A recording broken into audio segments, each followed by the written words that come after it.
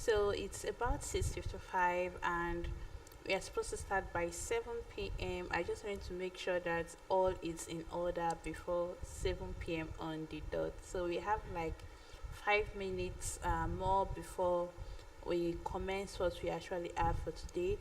So if anybody is currently on this live section now, you can just drop comments in the comment section. Let's get to know each other, introduce yourself, and we can just get starting or vibing. All right. Hello, Aslam. So nice to have you here. Like most of the times, I usually see your comments on my videos, and I'm so glad I can finally, speak with you today. So, thank you. I really want to appreciate you for always turning up, commenting, watching my videos. If you have any questions, you can drop them in the comment section. We've currently started, so you can drop your comments, you can drop your questions in the comment section. You can tell us where you are chatting from, and I would we can just keep on vibing. And my name is Favor. If you don't know my name is Favor. And if you've seen any of my previous video, like I said, I'm a nurse who transitioned her career path into becoming an healthcare data analyst. We are seeing the transition process, but we've taken a great we've done a lot. Yeah. So I was like, okay, transitioning from any career path into any career path is not usually an easy process, especially when you are starting all alone. Like for me, when I started, I did not really have any guide, or neither did I have any person physically that I knew that had gone through this process I wanted to take. So most at times, most of my colleagues that finished nursing with me, most of them, they usually travel out of the country, or just go ahead and face nursing as a career and so forth. So me deciding to take this path, it was like a journey for just me. I had to discover things by myself. I had to learn a whole lot of things. Like imagine you doing this by yourself, learning SQL, learning Python by yourself, Python programming language by yourself. And I was like, okay, why don't I just, open a YouTube channel where I can, teach the little I know to other people as well who would want to go on this journey, because I know how lonely and how tiring it actually is. And here we are. So if you have any questions, just drop in the comment section. You can introduce yourself, you can tell me where you're watching from, and you can also tell me what career path you're currently in, and let's just get to know one another.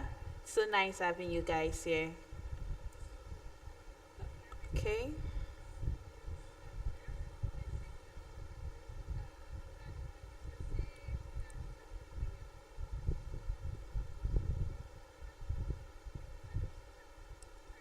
So I'm currently chatting with my from my phone to reply every one of you. So if you see me looking down, it's because I am on my phone trying to reply your chats. It's you.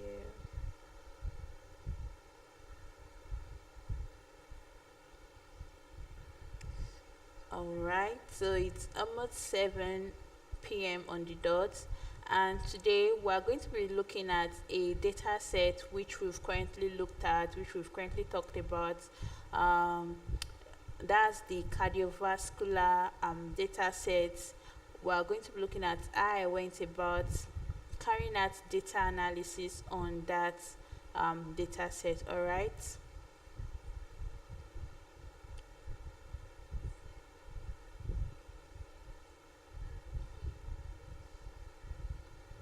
I'm sorry. I said cardiovascular. It's supposed to be the cancer patients data set. So that's going to be the video we'll be looking at today. So ensure to drop your questions if you have any questions in the comment section as the restreaming is ongoing. Yeah, so it's not going to be more than 30 to 35 minutes, okay, the video. So I just want it to be we are going to go in straight to the process. I don't want it to be too long, so it's not going to be more than 30 to 35 minutes. And at the end of the day, I'm going to be creating all the questions you'll be dropping in the comment section, and we'll be having a live Q&A, or where I'll be answering all your questions. Okay, so this is your opportunity or your moment. If you have any questions, go ahead and kindly drop those questions in the comment section.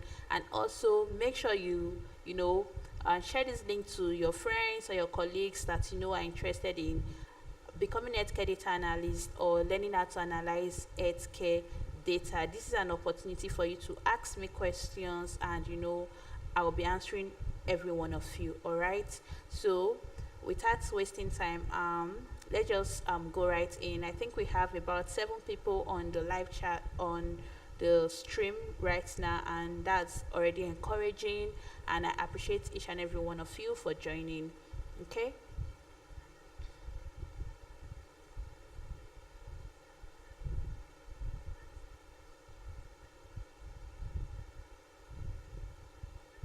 hello everyone, welcome to my YouTube channel, and welcome to another video on the healthcare data analysis playlist.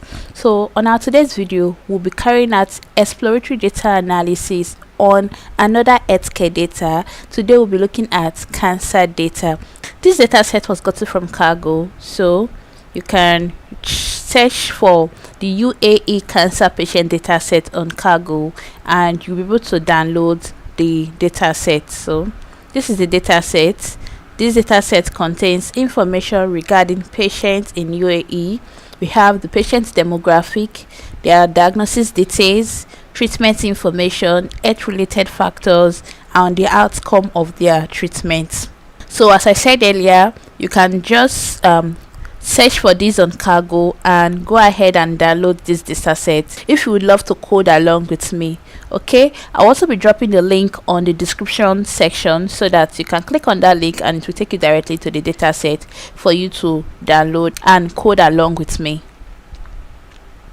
So I will just go ahead and close out of this and go back to my notebook. So in our today's project, we'll be carrying out exploratory data analysis. I'll be following some steps when it comes to analyzing data. We all know that EDA, that's exploratory data analysis, is a very important aspect when analyzing data, either healthcare data, business data, sports data, any type of data. Exploratory data analysis is a very important step, and exploratory data analysis covers you understanding the problem you are trying to resolve and the data set, importing and inspecting the data, handling missing data, exploring data characteristics, performing data transformation, visualizing the relationships between data, handling outliers, and communicating your findings and insights to the executive or your audience.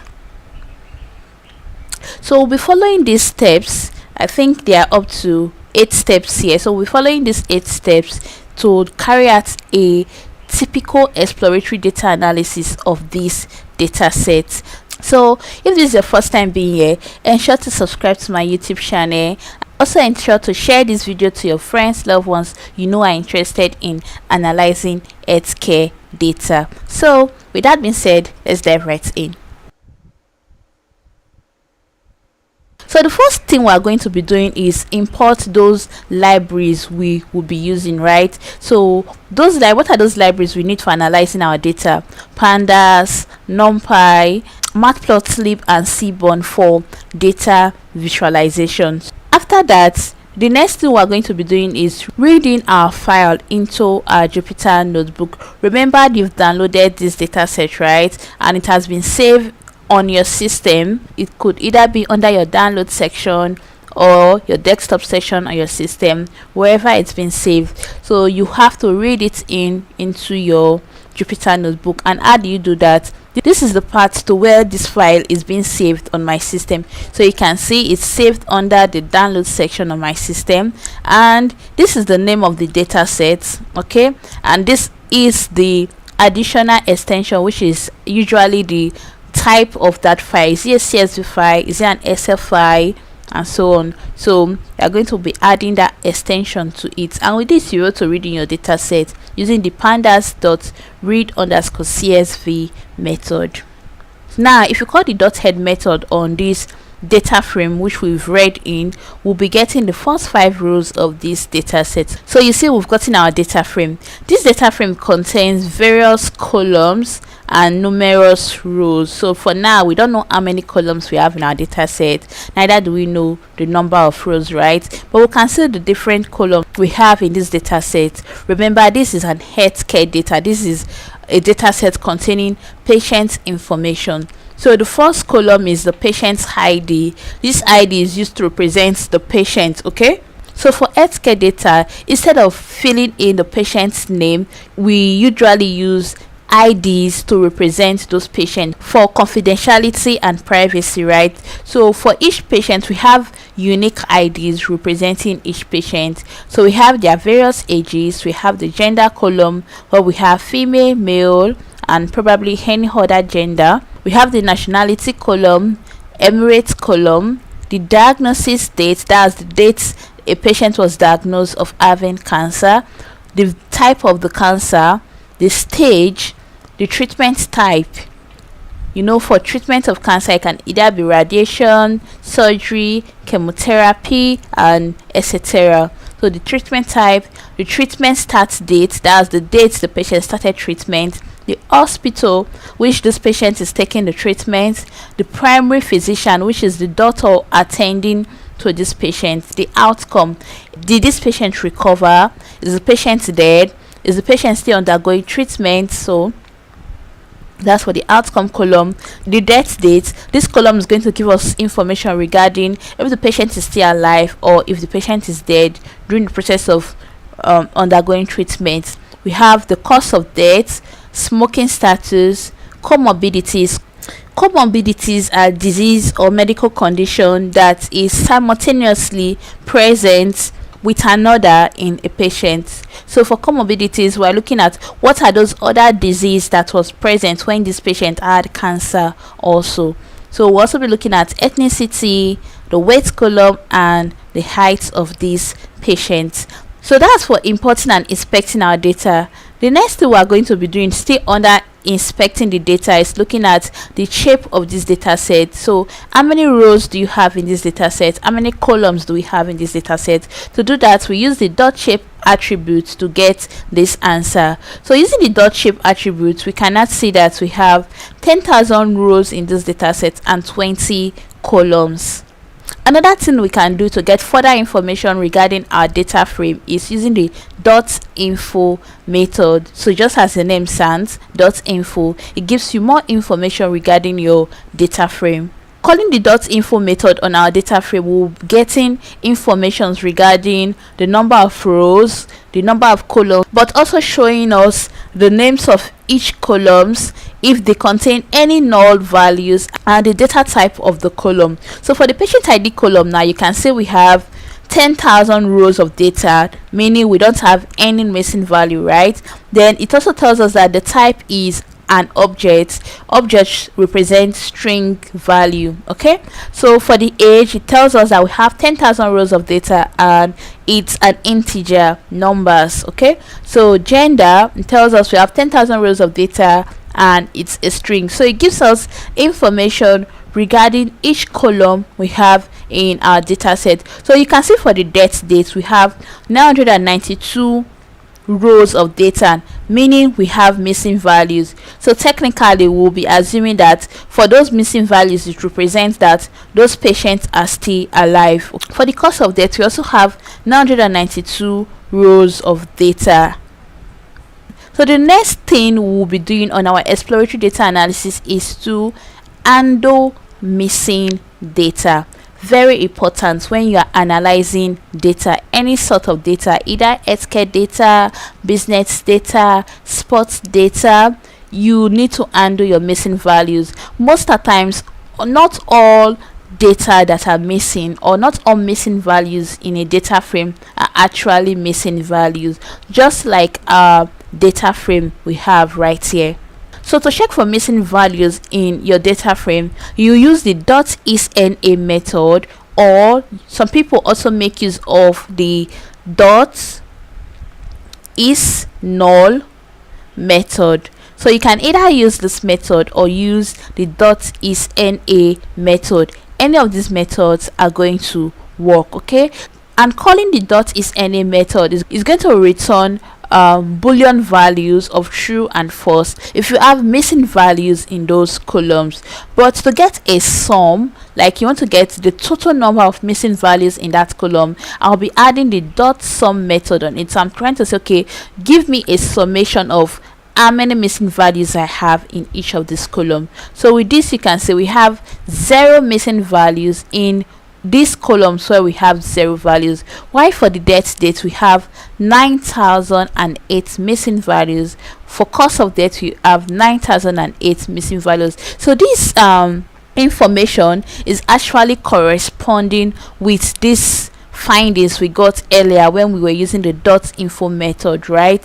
So it means we are on the right track. Going on, for missing values, when it comes to healthcare data, not all missing values are actually missing values. Like in this situation where we have 9008 missing values for the death date and the cause of death, you'll be finding that these missing values are technically where patients are still alive. So this patient are still alive, that's why there is no value for those rows. So for example, what I did here was just to get those rows of data where we have missing values on the cause of death column. Okay, so we want to look at those rows and analyze what we are getting. Is it actually true that all those rows of data are missing, or what's actually happening? So let's get to it. So you can see for the death dates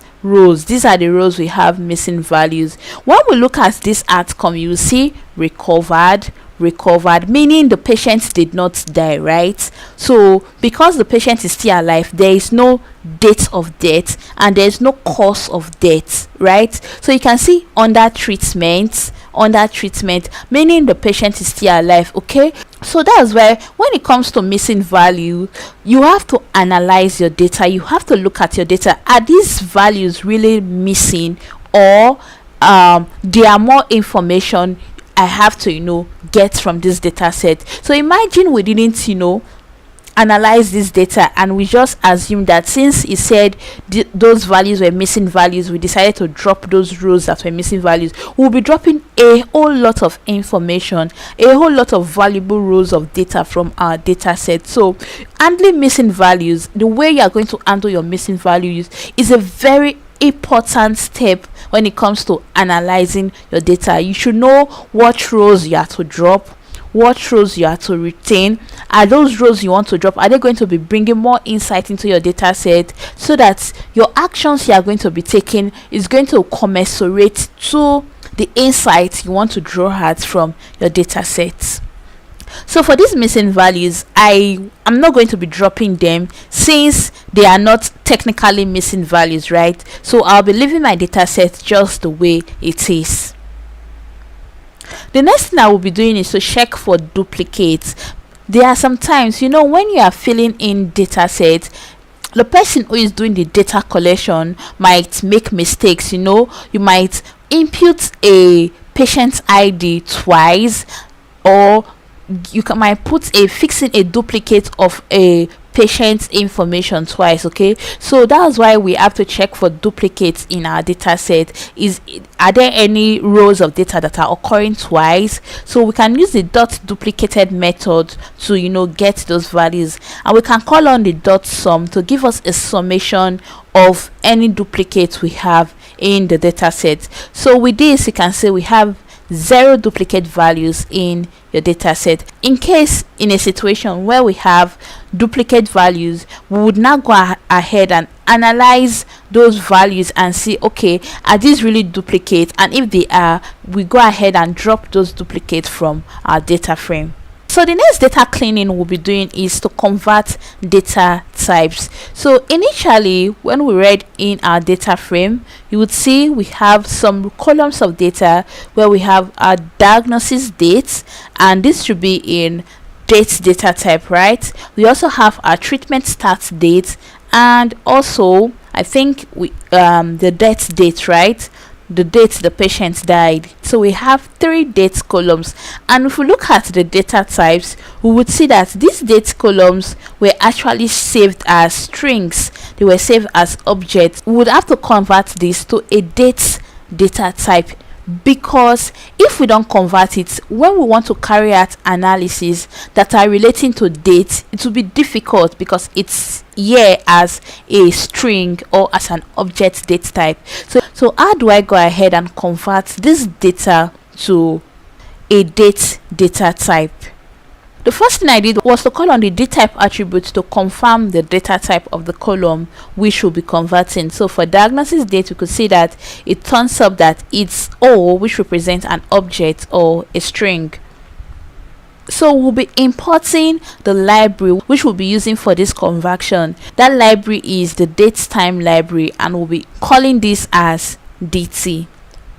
So to convert this column to a date data type, we would have to call on the pandas to underscore datetime method and pass in that column which you are trying to convert to a date object, right? So with this, we're able to convert our columns to a date data type.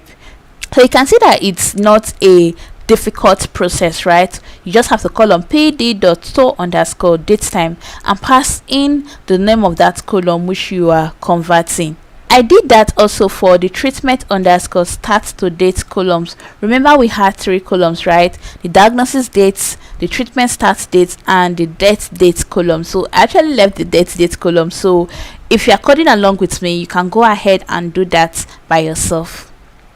The next thing I did was to now get a view of those columns which I have changed. So you can see I printed out our diagnosis date and the treatment start date column, and if I go ahead and check the type of this column, we would now find out that using the .dtypes attribute, we'll find out that these 2 columns are now datetime data types.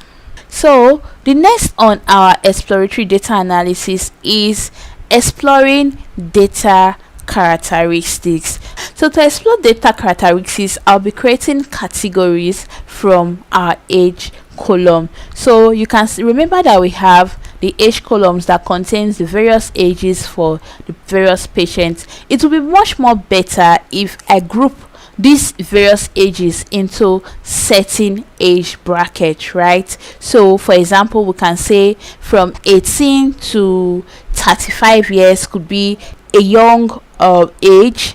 Then we can say from 36 years to 50 years can be adult age and all that, right? So this, the essence of this is that it's going to help us when we are trying to carry out data analysis. It will be much more easier for us to analyze age groups and compare it to various columns on our data sets than using individual ages like 30, 25, 60 and working with that column to compare or carry out analysis with other columns. So to create this age category, the first thing I'll be doing is using the nUnique method to get the unique age values. I want to know how many unique values do I have in this data set. So with that, we have 72 unique ages. Okay, so now we know the number of unique ages we have in this data set. The next thing I want to do is to get a view of these unique ages. So I'll be calling on the .unique method to get those values. So you can see we have 69, 32, 89. These are the various ages of our patients. And what's the reason of me doing all this is to help me when I'm trying to create those various categories or those various bins or groups.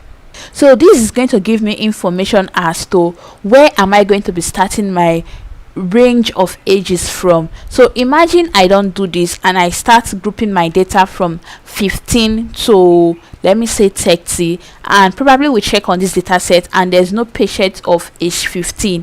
Okay, so you'll see that my beings or age groups are not going to be very valid, because we'll be getting some age brackets where we don't really have patients of that age within those brackets.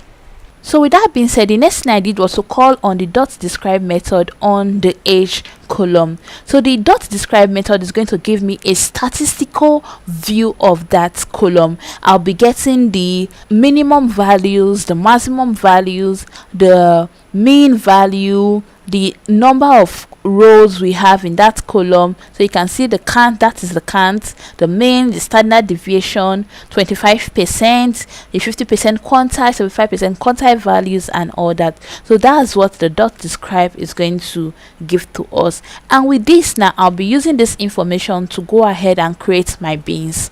So to create the beans, I'll be starting with the minimum age value. So if we look at this, our minimum age value is 18 years, right? So I'll be setting this as our minimum age value. Our maximum age value is 89 years, so I'll be setting this as our maximum age values. Then our 25% quantile is 36 years. This is going to be our 25th quantile. Our median value is 53. Our 75th quantile is 72. Okay, so these are the values I'll be using to create my beans that will be using categories. The next thing is our labels. We need 4 categories. Our adult is going to be from 54 years of age to our 75th quantile value, which is 72 years, and same thing, our elderly is going to be from 73 to our maximum age, which is 89 years. So you see, this is a very easy way when you are trying to create categories. You can use the dot describe method to create your beans and fill in your label values. So the next we'll be doing is to call on the dot cut method now. So pd dot cut, we are going to pass in the column which we are trying to create a category from, pass in our labels which we've created, our beans, and with this we're able to create a categorical column called the age underscore category. Now if I view this age underscore category column and our age column side by side, you can see we have 69 as older adults, 32 young adults, and etc. Now we cannot use this column, which is our age underscore categorical column, in carrying out data analysis. You can use it to explore relationships with other columns and look at the distribution of the age of those columns. So the next on our list is fixing inconsistencies. So in our data set, there are times where we have inconsistent values. So for example, there are situations where we can have, let me just make use of this column which we just created as an example. We can have older adults, then the person filling in this data, the data collector, might make errors and say older adult but using capital letter as A for adult. Okay, so there are situations where little mistakes like that happens, and if you don't correct that mistakes, they are going to affect your findings you are going to get from analyzing your data. So you can be going through the right steps when analyzing your data, but if you don't do some important data cleaning, you'll be getting the wrong answers. So fixing inconsistencies is also a very critical part when it comes to data cleaning. And how can you fix inconsistencies? The first thing is to find those inconsistent values, right? So how can you find those inconsistent value? What I did right here is to create a for loop. So I'm technically saying for x in each column in our data frame, I need the unique values of those columns. You can see, for example, for our gender column, we have female, male, and other. So with this now, I know we have 3 different genders in our gender column: female, male, and other, which is representing any other gender.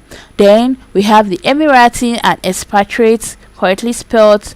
For the various Emirates, you have Abu Dhabi, Sharjah, Dubai, Ajman, etc. So you can see there are no inconsistent values. For the various type of cancer, we have liver, leukemia, lung, pancreatic, breast, ovarian, prostate, colorectal, so there are no inconsistent values. For example, if let me say we have ovarian spelled as capital letter O VARIAN, and maybe in we saw another situation where we have ovarian also, but it was wrongly spelled, or it was correctly spelled but it was in capital letter, we would have to change those values and ensure that ovarian is taking one spelling and one style of write up, right? So that's what I mean by fixing inconsistent value. So in this data set, if you go through it, you will find out that there was no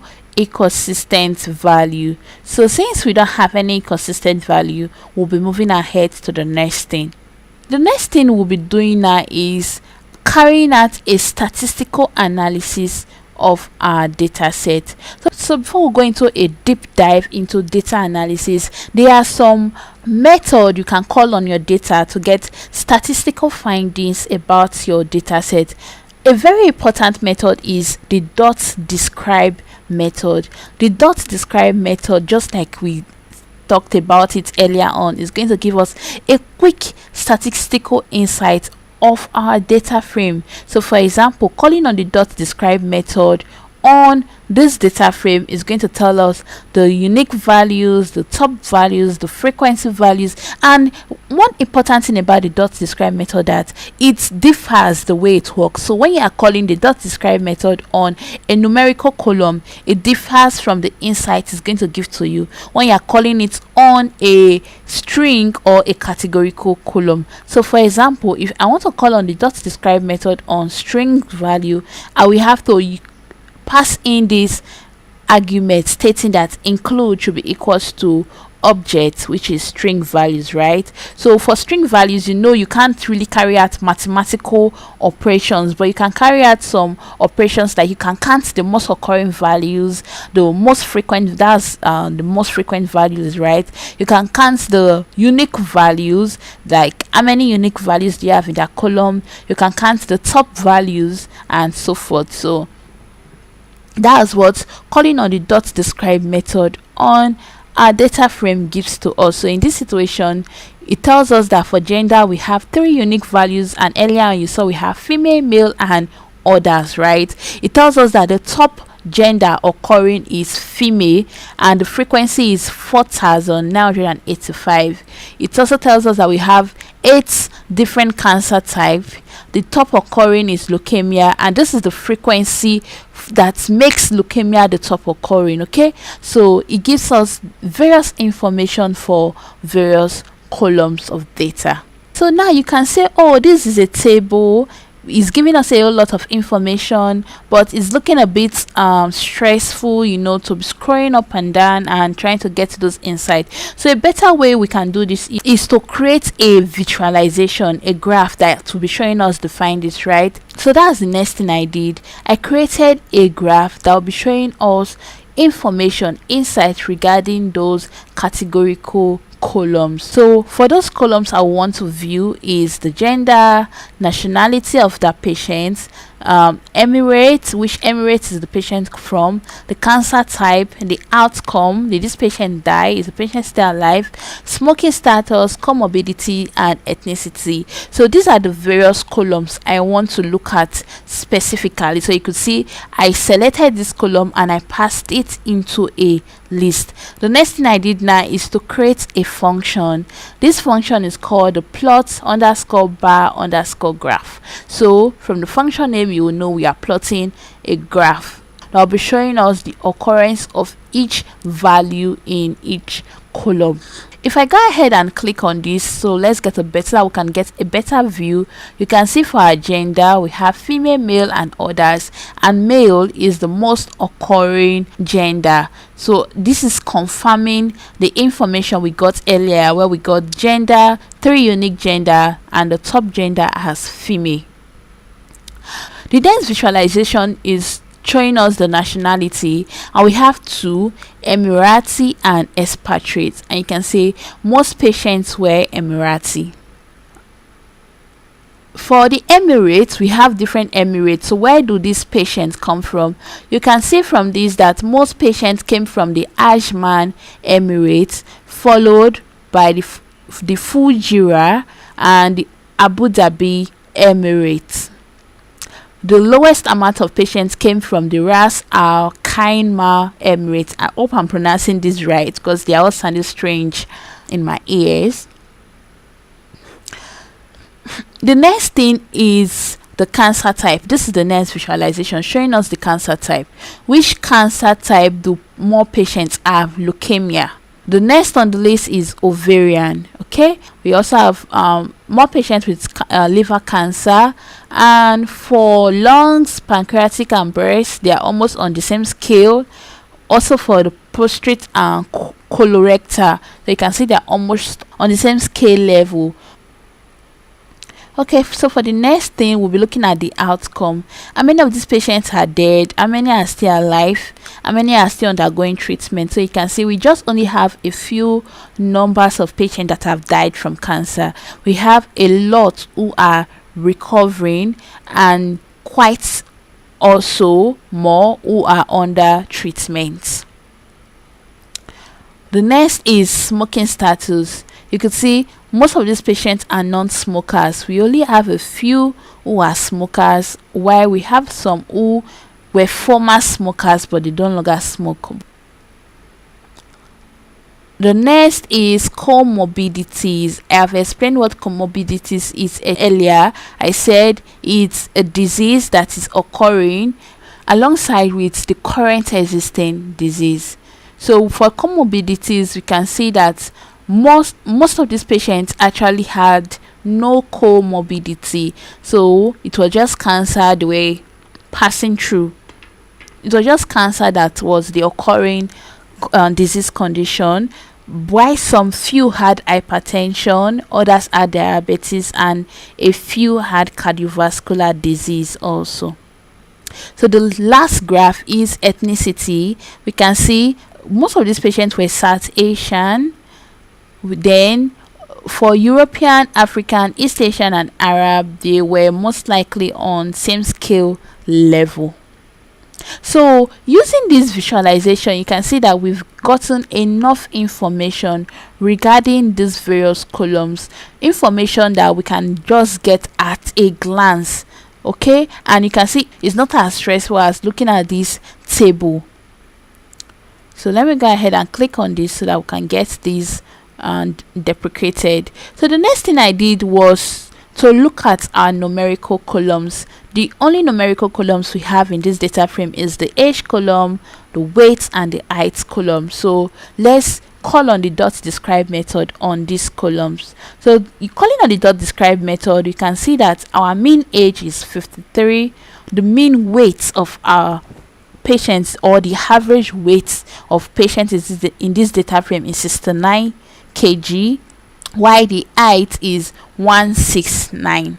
Okay, so calling on the dot describe method, like I said earlier, is going to give us statistical information regarding the data frame. So with this, we can get the average, the standard deviation, the mean, the max, the 25% quantile, 50% quantile, which is also the median value, and all that. So the next thing I did also was to create graphical representation. You know, we said tables can usually be quite stressful when looking at them, but graph is usually pleasing to the eyes and you can get quicker understand when looking at a graph. So we want to be looking at the distribution. When you are looking at numerical columns, one of the most important visualization is to look at the distribution of those numbers. How are the age values distributed? How are the height values distributed? How are the weight values distributed? So we'll be looking at the distribution of these columns. So you can see for the age values, we have ages from 18 to 90 years, or probably close to 90 years of age, and you can see how these values are distributed. It's not taking a normal, a bell curve shape, it's just being spread. Okay, so you can see some high values within age of 32 to 35 years. We can also see some high values between the ages of 75 to 77 years or so. For the weights, you can also see that our weights column is almost taking a bell curve shape. So you can see that most of the weight values are centered between 60 to 80, 85 kg. Let me just use kg, okay? While for the height, same thing, most of the values are centered between this point, which is from about 162 to 177 or 178 centimeters. So I'll be ending this exploratory data analysis here. I don't want the video to get too long so that it doesn't get boring. So if you want to see further analysis we made on this project, kindly drop the message next on the comment section, okay? And I'll do well to drop the next recordings. If you find this video educational and very informative, kindly do it to subscribe to my YouTube channel, like this video, ensure to leave that thumbs up. It keeps me pushing and gives me that ginger to create more videos. Drop your questions and comments in the comment section. I would love to know what you think about this project. Also, drop your recommendations on the kind of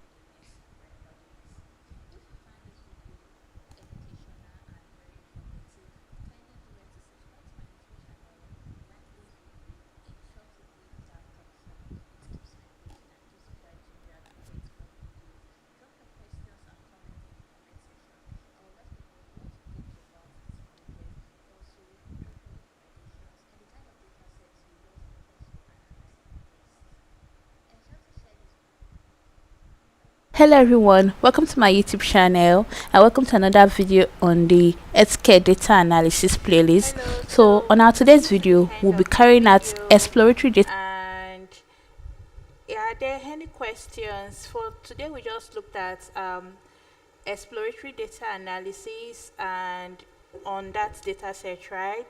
So we talked about how to import our data sets in, how to clean messy data, how to work with inconsistent data, how to tackle them. We also looked at how to analyze, carry out exploratory data analysis on our data set, okay? So this is just like a brief intro into the data analytical process, right? So if you can do this, you've done like, let's say 50% of the job, right? So if you now have particular questions you want to answer based on your data set, you can now go ahead and start answering those questions based on the data set. So this is just the first stage. Probably on Friday when we'll be carrying out another restream stage phase, then probably we'll be looking at the second phase of this. All right, so is there any question? For now I can't really see any question in the chat. For Aslam regarding our one-on-one session, for now I don't really do any one-on-one session because I'm mostly busy. I'm also trying to improve on my own self, so I usually study a lot, so I don't really want to take a whole lot of should I say teaching and all that. But if you are really very serious about it, then probably it will be worth my time and I would want to do that with you. So you can just go ahead and reach out to me and we'll discuss that on IG. All right, so I will see where it goes from there. Okay, so I want to appreciate each and every one of you that joined this live session. It really means a lot to me.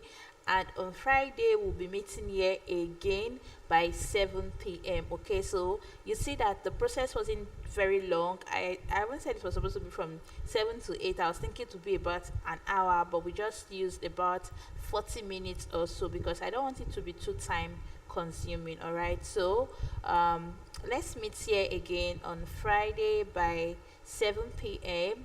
once more. And please do make sure drop your questions in the comment section. The whole essence of doing this restream process is because I want you guys to be able to reach out to me personally, connect with me, ask your questions, and I can answer them instead of you just watching my Instagram video and asking questions there, and whenever I'm chance I go back to answer the question. I'm here right now, you can go ahead and ask the question. So that's the whole essence of the restreaming process. Okay, so always make sure you come with the intention of you wanting to ask questions and not just watching the videos. All right, okay. So I want to appreciate each and every one of you join, and I don't want to waste so much of your time. Since there's no question, probably we'll just call it a day for today, and see you guys on Friday.